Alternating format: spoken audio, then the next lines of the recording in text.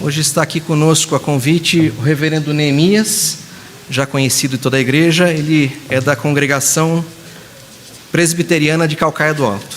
Pastor, seja bem-vindo entre nós. Obrigado. Boa noite, meus irmãos, graça e paz. Alegria estar entre os irmãos novamente para compartilhar da palavra de Deus. Estive aqui há pouco tempo, convite do reverendo Ellison, e ele repetiu o convite. Fiquei muito feliz de recebê-lo e de estar aqui entre os irmãos novamente. Então vamos abrir a palavra de Deus em Colossenses, carta de Paulo aos Colossenses. Nós leremos no capítulo 2, versículos 6 e 7. Carta de Paulo aos Colossenses, capítulo 2, versículos 6 e 7.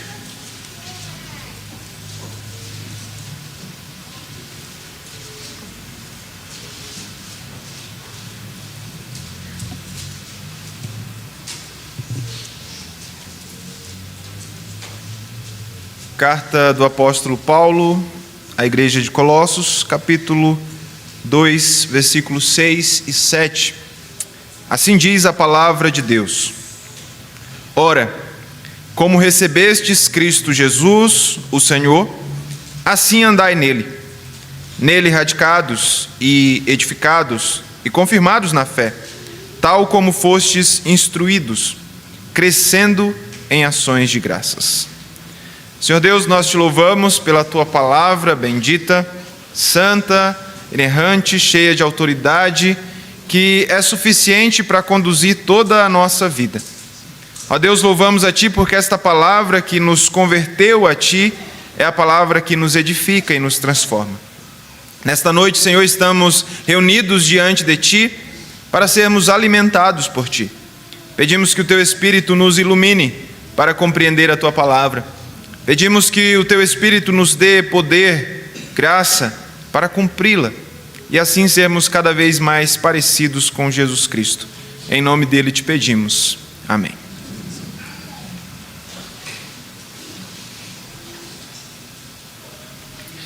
Irmãos, algumas mudanças que acontecem na nossa vida que exigem de nós uma postura diferente, um novo modo de vida.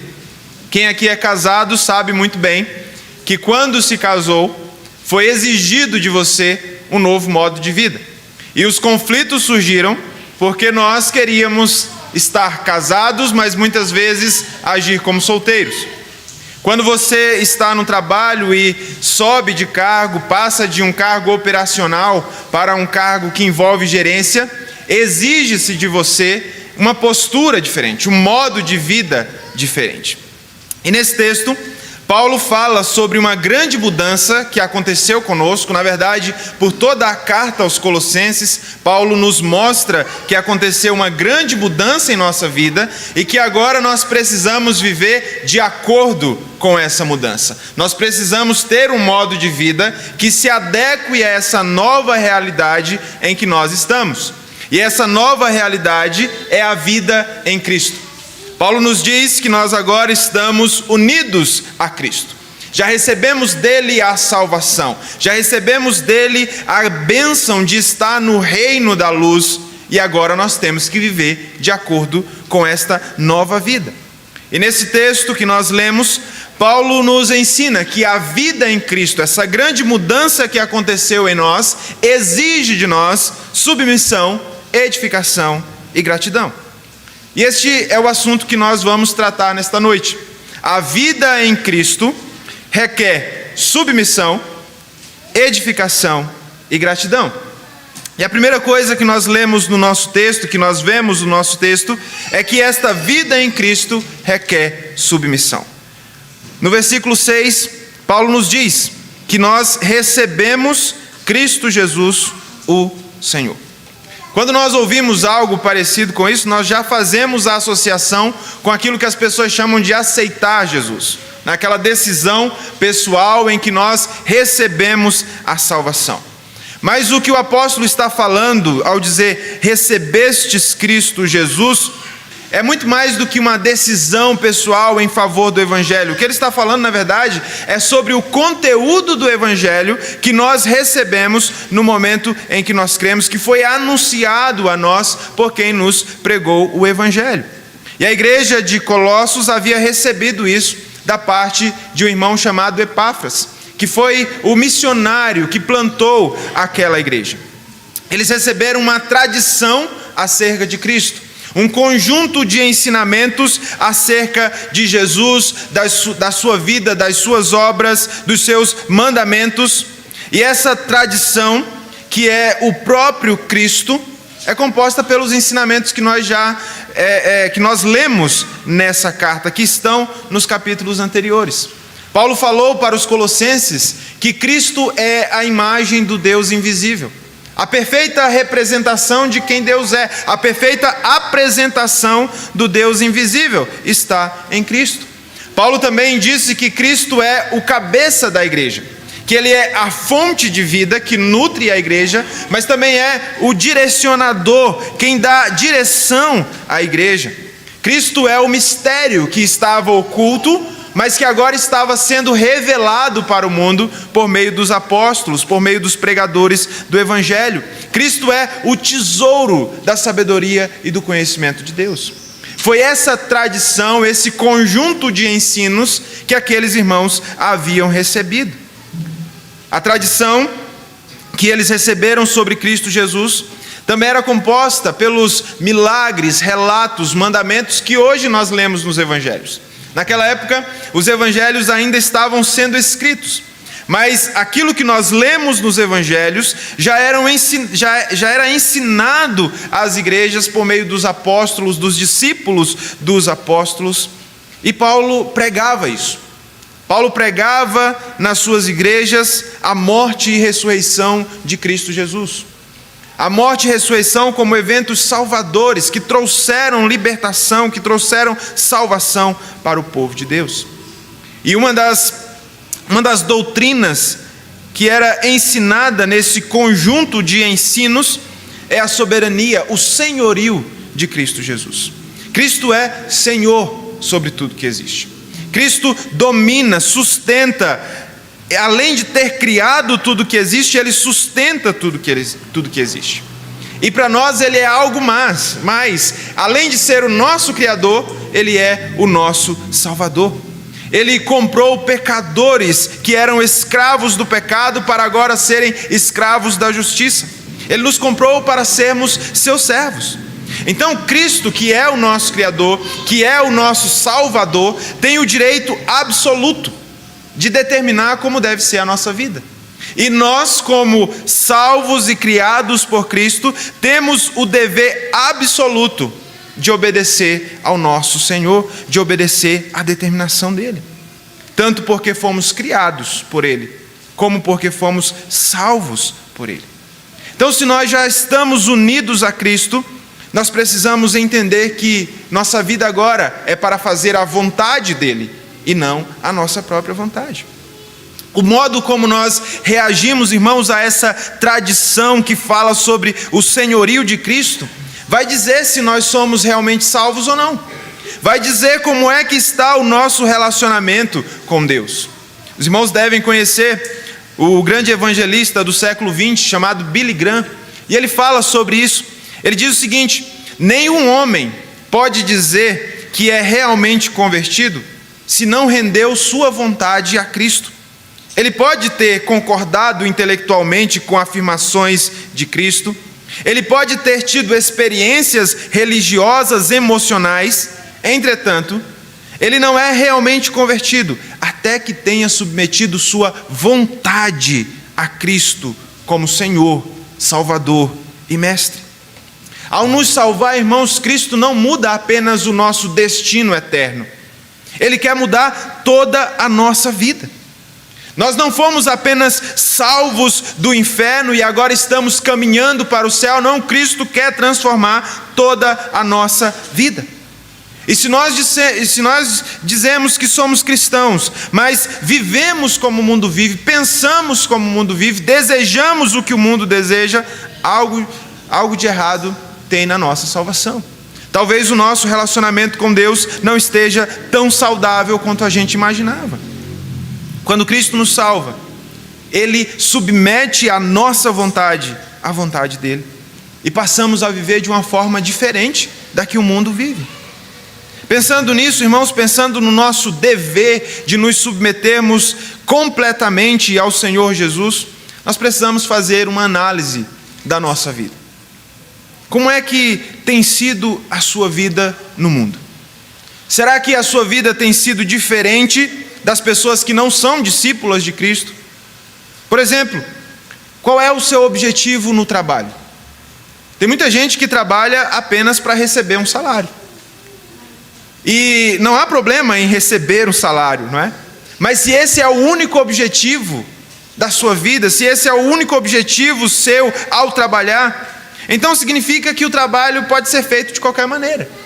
Mas há uma nova forma de trabalhar que Cristo exige de nós quando nós somos salvos: trabalhar para a glória de Deus.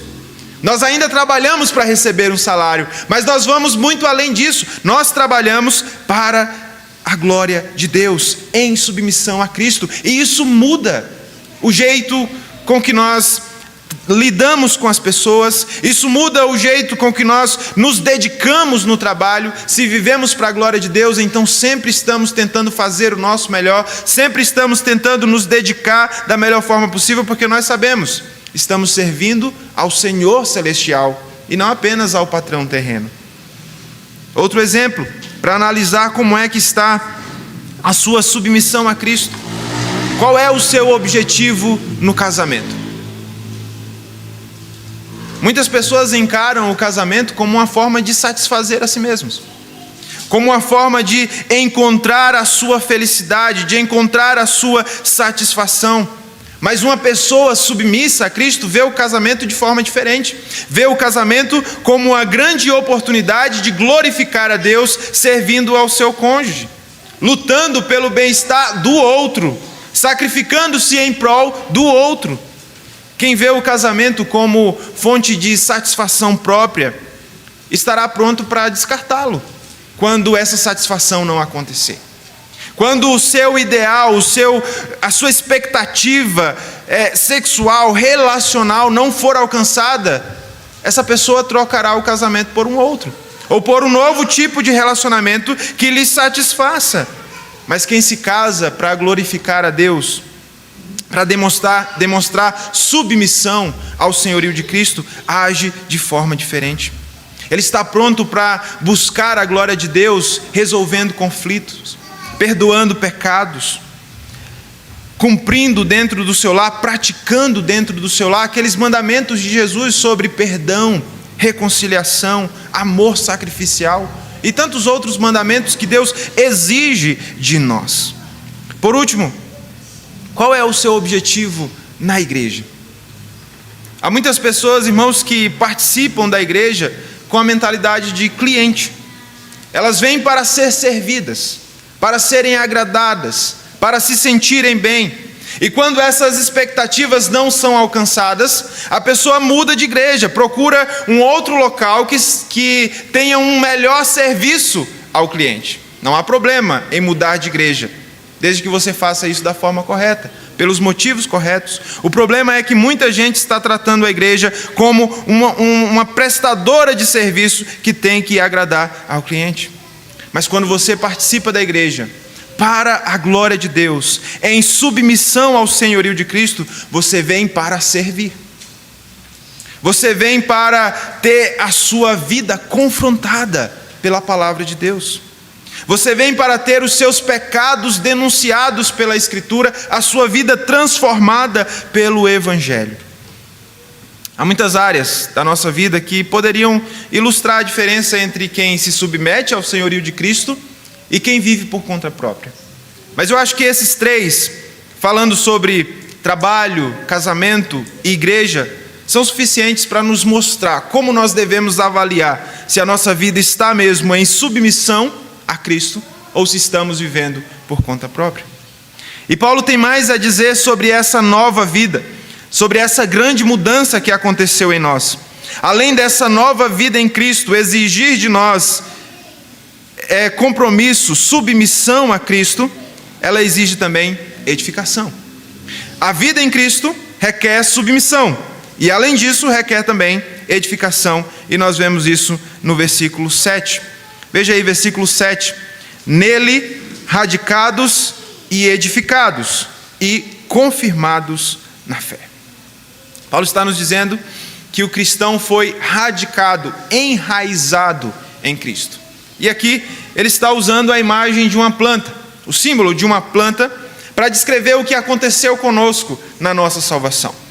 Quando nós ouvimos o Evangelho, ele foi uma semente que foi lançada no nosso coração e entrou no solo do nosso coração, criou raízes, surgiu uma planta, começou a produzir bons frutos, e enquanto o Evangelho estava se enraizando em nós, profundamente no nosso coração, nós também estávamos nos enraizando em Cristo, fincando as nossas raízes nesse bom solo, nesse solo perfeito que tem todos os nutrientes para nos manter vivos, para nos manter produtivos. Jesus também usa essa imagem de uma planta para falar sobre a nossa vida nele. Lá em João, no capítulo 15, versículo 5, texto que os irmãos conhecem muito bem, ele diz: eu sou a videira e vós os ramos. Quem permanece em mim e eu nele, esse dá muito fruto, porque sem mim nada podeis fazer. E nós fomos enraizados em Cristo, irmãos, unidos a Cristo, quando o Evangelho mudou o nosso coração, quando o Evangelho passou a habitar ricamente em nosso coração. E como foi o Evangelho que nos fincou em Cristo, é o Evangelho também que nos faz estender as nossas raízes cada vez mais profundamente em Cristo, para que sejamos nutridos, fortalecidos e nos tornemos pessoas produtivas para a glória de Deus.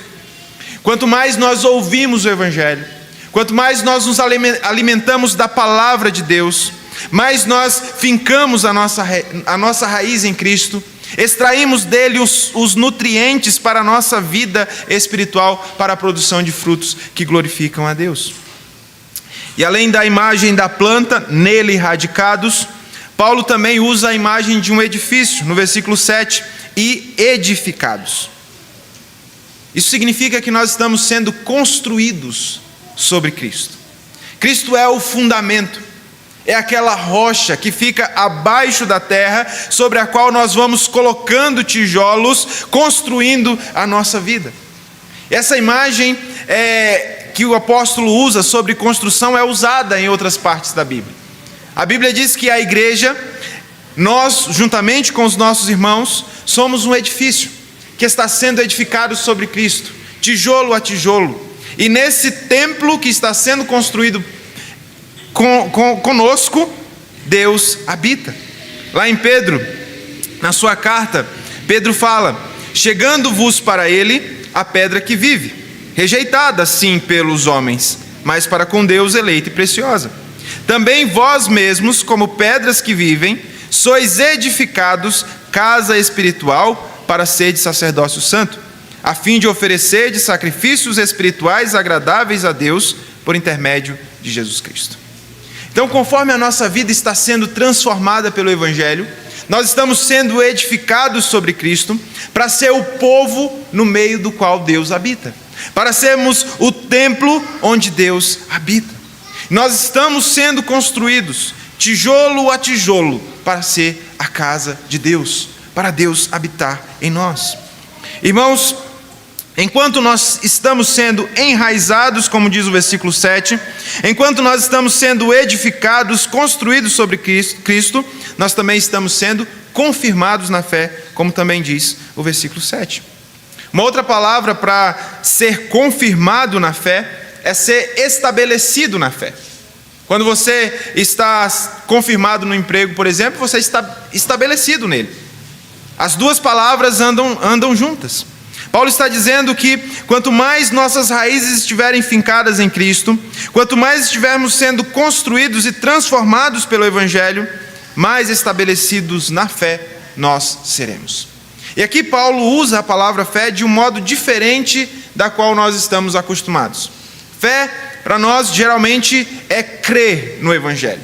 Mas algumas vezes nas Escrituras a fé tem o sentido de designar o conteúdo em que nós cremos. Por exemplo, lá em Filipenses, no capítulo 2, versículo 27, Paulo diz que nós devemos lutar juntos pela fé evangélica. O que ele está dizendo lá é que nós temos que lutar pela verdade bíblica, pelo conjunto de doutrina que os apóstolos pregavam. Então, fé aí é o conjunto de doutrinas em que nós cremos. E nesse texto, a palavra fé tem esse mesmo sentido. Ser confirmado, estabelecido na fé, é ser estabelecido na palavra de Cristo, no ensino do Evangelho, na doutrina ensinada pelos apóstolos e pelos profetas.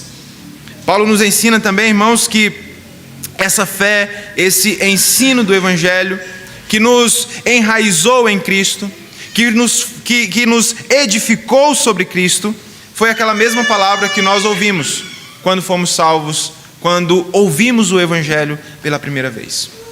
O Evangelho que, quando nós ouvimos pela primeira vez, nos livrou do inferno, é o mesmo Evangelho que nos ensina como proceder na nossa caminhada para o céu. É o mesmo Evangelho que transforma a nossa vida. E essa era a armadilha que os falsos mestres estavam armando para os colossenses. Eles estavam dizendo: ok, vocês ouviram o Evangelho de Epáfras, vocês até mesmo foram salvos por esse Evangelho, mas nós temos um conhecimento mais elevado para oferecer para vocês. Nós temos uma espiritualidade mais elevada, um conhecimento sobrenatural, mais satisfatório, mais pleno. E o apóstolo agora está advertindo os irmãos colossenses, dizendo o seguinte: vocês não precisam do que os falsos mestres têm para oferecer, porque essa palavra que salvou vocês, que foi anunciada lá atrás por Epáfras, ela tem poder para transformar a vida. Ela tem todo o conhecimento de que vocês precisam para guiar a sua vida. Ela tem todo o conhecimento sobre Deus que é verdadeiro e que vocês necessitam. A palavra de Deus é suficiente para guiar toda a nossa vida. Não precisamos de mais nada. Não precisamos do que os falsos mestres têm para oferecer.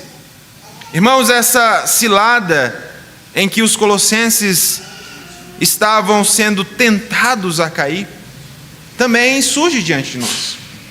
Nós começamos no Evangelho, nós ouvimos a palavra de Deus, ela nos salvou, mas aí de repente o Evangelho não é mais suficiente. Nós precisamos buscar em outros lugares o conhecimento para conduzir a nossa vida. Precisamos de outros métodos, de outras soluções que não estão na Bíblia. E aí nós vamos atrás de conselheiros. E a pior parte disso é que há muita gente que está por aí oferecendo supostas verdades em que nós devemos acreditar, que devem conduzir a nossa vida. Há muitos conselheiros dispostos a dizer para você no que você deve crer e como você deve conduzir a sua vida. Seus colegas de trabalho, os artistas da televisão, as personalidades das redes sociais, os pregadores das mídias, do YouTube, seus familiares. Há muita gente querendo dar conselho a você, dizer no que você deve acreditar, que decisões tomar, como você deve reagir. Mas será que esses ensinos, esses conselhos dados tão prontamente, estão de acordo com o Evangelho que nos salvou? Estão de acordo com a palavra que deveria estar transformando a nossa vida? Você ouvirá diversas vozes. Você ouvirá vozes conflitantes, dizendo como você deve educar os seus filhos, dizendo como você deve gastar o seu dinheiro, dizendo o que você deve desejar para a sua vida, como você deve lidar com as suas emoções, como reagir aos conflitos familiares no trabalho. Mas antes de acreditar no que essas vozes dizem, você precisa se perguntar: será que isso que eu estou ouvindo está de acordo com a fé evangélica que me salvou? Está de acordo com o Evangelho de Jesus Cristo que me transformou, que me deu nova vida? Está de acordo com a palavra de Deus? Muitas vezes nós ouvimos muito facilmente, seguimos muito facilmente conselhos que as pessoas dão e que não estão de acordo com a palavra de Deus.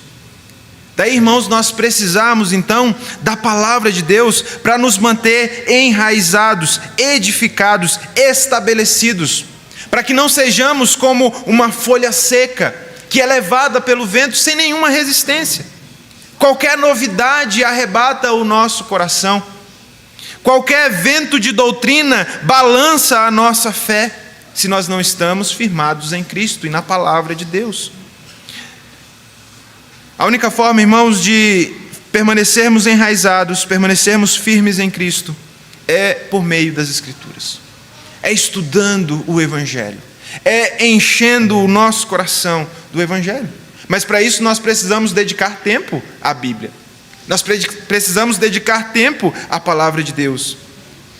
Nós não podemos apenas preencher o nosso dia com trabalho e passatempo, diversões e entretenimento. Essas coisas têm o seu lugar, mas se elas tomam todo o nosso tempo e não sobra nada para nos dedicarmos às Escrituras, para nos alimentarmos da palavra de Deus, não permaneceremos firmes. Seremos como aquela folha seca, levada por qualquer vento de doutrina. Então Paulo está dizendo àqueles irmãos: vocês foram enraizados em Cristo, vocês foram edificados em Cristo, permaneçam nele, permaneçam em Cristo, permaneçam se alimentando dessa palavra, para ficarem firmes diante de gente que está tentando levar vocês para longe do Evangelho. Então Paulo nos ensina que a vida em Cristo exige edificação. Ele já nos ensinou que a vida em Cristo exige submissão. Agora ele nos disse, ela também exige edificação. E por último, a vida em Cristo exige gratidão. Essa é a terceira estratégia do apóstolo Paulo, no finalzinho do versículo 7, para ajudar aqueles irmãos a permanecerem firmes contra essas ciladas, contra essa tentativa dos falsos mestres de os levar para longe de Cristo. Veja o finalzinho do versículo 7. Crescendo em ações de graças. Uma outra forma de expressar essa frase é a seguinte: aumentando a ponto de transbordar em ações de graças. Aumentando a ponto de transbordar em ações de graças. Irmãos, quando nós contemplamos o que Deus fez por nós em Cristo, o nosso coração se enche de gratidão. Antes nós éramos escravos do pecado, agora nós somos escravos da justiça. Antes nós estávamos indo para o inferno, agora nós estamos indo para o céu. Antes nós éramos inimigos de Deus, estávamos em guerra contra Deus, agora nós somos seus filhos amados. Antes nós estávamos em guerra contra Deus, contra o próximo, agora nós desfrutamos de comunhão com Deus, de paz com Deus, que se estende para os nossos relacionamentos com o nosso próximo. O Espírito Santo abriu os nossos olhos para vermos essas mudanças, para entendermos o quão valiosa é essa salvação. Quando o Espírito faz isso em nós, quando o Espírito nos faz entender essa salvação, o nosso coração se enche de gratidão, a ponto de transbordar por meio de ações, por meio de palavras. Somos levados a falar de forma agradecida. Um coração que é grato por tudo o que Deus fez por nós, canta ao Senhor essas bênçãos. Nós praticamos então aquela velha disciplina de contar as bênçãos. E quando o nosso coração está cheio de gratidão, nós somos levados a trabalhar para o Senhor, a agir para o Senhor, a abençoar o nosso próximo, agradecendo a Deus por tudo que Ele tem feito. Um coração agradecido, irmãos, que manifesta a sua gratidão por meio de ações de graça, é uma prova de maturidade espiritual, é uma prova de saúde espiritual. Se você quer um termômetro para saber se você está indo bem na sua vida espiritual, veja como tem sido a sua vida. Se você tem sido grato e expressado essa gratidão com ações e palavras, ou se você tem sido ingrato e tem vivido reclamando. Se Cristo está ao nosso lado, caminhando conosco para a pátria celestial, se o Espírito Santo habita em nós, garantindo a nós entendimento da palavra de Deus, garantindo poder para praticar a palavra de Deus, então não há como não ter um coração grato. Não há como não ser agradecido e expressar essa gratidão por meio de ações e de palavras. Por que é que nós vivemos muitas vezes com o coração cheio de gratidão? Por que é que muitas vezes nós externalizamos essa ingratidão reclamando, mostrando insatisfação? Isso acontece, irmãos, porque apesar de nós já termos sido salvos, às vezes nós não apreciamos de verdade o que Deus fez por nós em Cristo. Às vezes nós não entendemos a grandiosidade do que já aconteceu conosco, a grandiosidade da salvação que nós recebemos em Cristo. Não entendemos o que já temos em Cristo, o que nos aguarda na eternidade, as riquezas espirituais que estão disponíveis para nós no nosso Salvador, e por isso muitas vezes reclamamos. Quando nós entendemos, irmãos, por meio da Bíblia, o que já somos, o que já temos em Cristo, nós não nos tornamos presa fácil das preocupações, da ansiedade ou das dúvidas. O conhecimento de Cristo, o conhecimento do que Ele fez por nós, nos protege dessas coisas. A apreciação por essa salvação enche o nosso coração de satisfação, de tal forma que nós não ficamos preocupados, nós não ficamos ansiosos, nós não somos reclamões, porque nós já temos tudo em Cristo. Nós precisamos entender isso, que o Senhor Jesus é o nosso pastor, e nós não sentimos falta de coisa alguma, porque nele nós já temos tudo.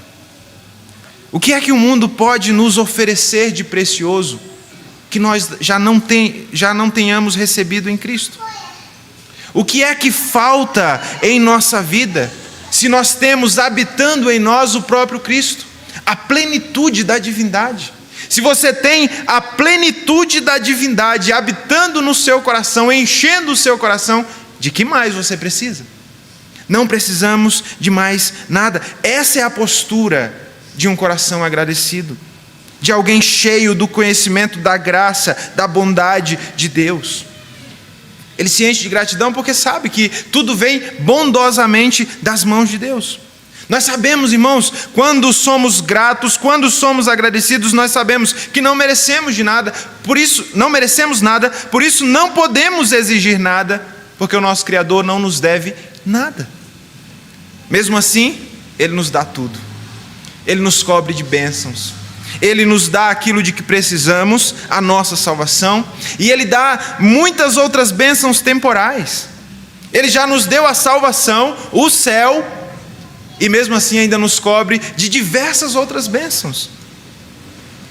E quando nós entendemos isso, nós ficamos maravilhados com a misericórdia divina. Nós que não merecíamos nada, recebemos de Cristo tudo e mais um pouco. Então, o nosso coração se enche de gratidão quando nós compreendemos a graça de Deus. Nós entendemos a nossa falta de merecimento, nós reconhecemos a nossa dependência do Senhor, e isso não nos deixa depressivos. Saber que nós não merecemos nada, que nós dependemos do Senhor em tudo, não nos deixa tristes, porque nós sabemos que na nossa necessidade, na nossa falta de merecimento, o Senhor nos abençoa em Cristo, o Senhor nos dá tudo de que precisamos. Os nossos olhos se voltam não para a nossa miséria, mas para a graça que está em Cristo. E aí nós ficamos contentes, alegres, satisfeitos, porque tudo de que nós precisamos é dado a nós, é fornecido a nós por essa graça perfeita, por essa bondade maravilhosa que nós recebemos em Cristo. E tudo isso não depende da nossa força, que é tão fraca e tão limitada, depende da graça maravilhosa do Senhor Jesus. Paulo fala nessa carta aos Colossenses muitas vezes sobre gratidão, porque ele sabe que um coração agradecido não fica dando ouvidos à propaganda enganosa de falsos mestres. Não fica atraído por ensinos que prometem a você uma nova espiritualidade, que prometem a você um conhecimento mais elevado, mas que te leva para longe de Cristo. Em Cristo, por causa de tudo que Ele já fez por você, você não precisa de novas revelações. Você não precisa de novos ensinos que tentam agradar uma mentalidade moderna, porque você já tem tudo de que precisa em Cristo. E nós temos muito disso por aí, irmãos. Temos muitos falsos mestres oferecendo ensinos aparentemente novos, cheios de novidade, para agradar o ouvido moderno, mas que estão longe de Cristo. Nós temos, não é, os já batidos pregadores da prosperidade, já estamos vacinados contra eles, mas eles estão por aí fazendo vítimas, dizendo que Deus veio para transformar a sua conta bancária e não a sua vida, que Deus está muito mais interessado no que você tem do que no que você é. Mas temos os mais refinados agora, os pregadores coaches, a teologia da prosperidade gourmet, dizendo que você é precioso, dizendo que você está no centro do coração de Deus. E há também aqueles que dizem que você tem que fazer o que o seu coração manda, você tem que fazer o que você sente vontade, buscar realização própria, viver em torno de si mesmo. Você tem que focar primeiro em si, para depois servir o outro. Você tem que amar primeiro a si mesmo, para aí depois, se sobrar tempo, amar o outro. Esses são ensinos atraentes para uma mentalidade moderna. Ensinos que prometem satisfação, que prometem contentamento, que prometem uma vida mais plena, mas todos eles não cumprem o que prometem porque estão distantes de Cristo. E quando nós damos ouvidos a esses ensinos, nós vamos para longe de Cristo, nós nos afastamos do Senhor. Ensinos que não condizem com as Escrituras. Irmãos, quando nós temos um coração grato, que sabe quem Cristo é, que sabe quem nós somos em Cristo, que já percebeu as riquezas maravilhosas que nós temos em Cristo, esses ensinos não são atraentes. Nós ouvimos, eles ressoam nos nossos ouvidos, mas eles não descem para o nosso coração, não atraem o nosso coração, porque nós sabemos que eles prometem mundos e fundos, mas não conseguem satisfazer o nosso coração, não conseguem cumprir o que prometem. Na verdade, levam para longe do Evangelho, e longe do Evangelho não há satisfação, não há alegria, não há verdadeira riqueza, não há verdadeiro contentamento longe de Cristo. Paulo nos ensinou que a vida em Cristo exige submissão, exige essa submissão ao Evangelho. E agora ele nos ensina que nossa vida em Cristo tem que ser marcada por gratidão. Submissão, edificação e gratidão. Irmãos, uma mudança grandiosa aconteceu em nós. Uma mudança muito maior do que aquela que aconteceu quando nós casamos. Uma mudança muito maior do que aquela que poderia acontecer se fôssemos promovidos. Nós entramos num relacionamento com Cristo, temos uma nova vida. Agora nós precisamos viver de acordo com essa nova vida. E o que significa isso? Significa viver em submissão. Significa viver edificado em Cristo. Significa viver grato pelo que Cristo fez.